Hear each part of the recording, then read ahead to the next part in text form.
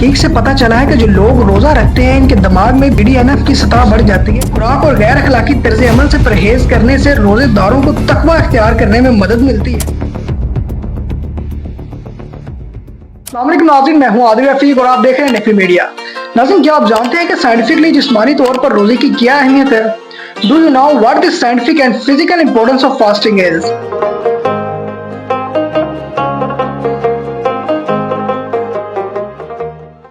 नाज़रीन, रमजान मुबारक के महीने में मुसलमान इस्लाम के रूहानी और रवायती अमल के तौर पर रोजे रखते हैं।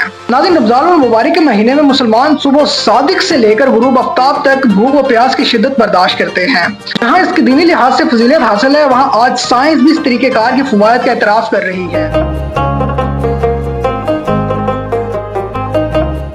तभी माहिरीन के मुताबिक जो लोग रोजों का एहतमाम करते हैं इनके कोलेस्ट्रॉल लेवल, शुगर लेवल और इंसुलिन लेवल, इसके अलावा ब्लड प्रेशर में सेहत बख्श तब्दीलियां रोनमा होती हैं। दीगर तहकीक व मुतालियात से यह बात साबित हो रही है कि साल भर में सिर्फ एक माह के लिए अगर रोजे रखे जाएं तो इसकी सेहत पर मस्बत असरअंदाज मुरतब होते हैं और साथ ही कम्युनिटी और खानदानी ताल्लुकात में भी बेहतरी आती है।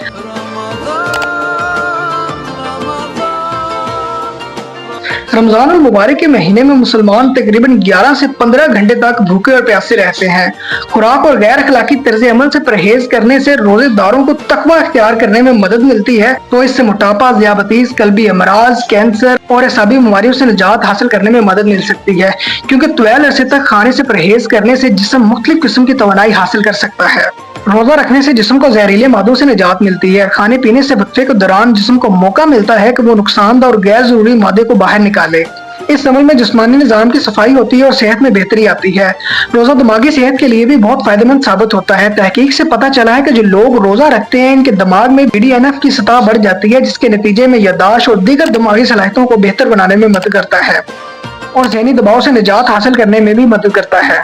नाज़रीन, रोजा रखने से खराब कोलेस्ट्रॉल LDL की सतह कम हो जाती है और अच्छे कोलेस्ट्रॉल HDL की सतह बढ़ जाती है, जिसके नतीजे में दिल की मुख्तलिफ बीमारियां जो है वो उनका खतरा काफी कम हो जाता है। और इसके अलावा खून की गर्दिश में भी बेहतरी आती है और इसके अलावा ब्लड प्रेशर को भी ये कंट्रोल करता है और इसके बेशुमार फवाइद हैं, यानी इसके बेशुमार बेनिफिट्स हैं। इसी के साथ मुझे दें इजाजत, आपका मेजबान आदिल रफीक और आप देख रहे हैं नकवी मीडिया।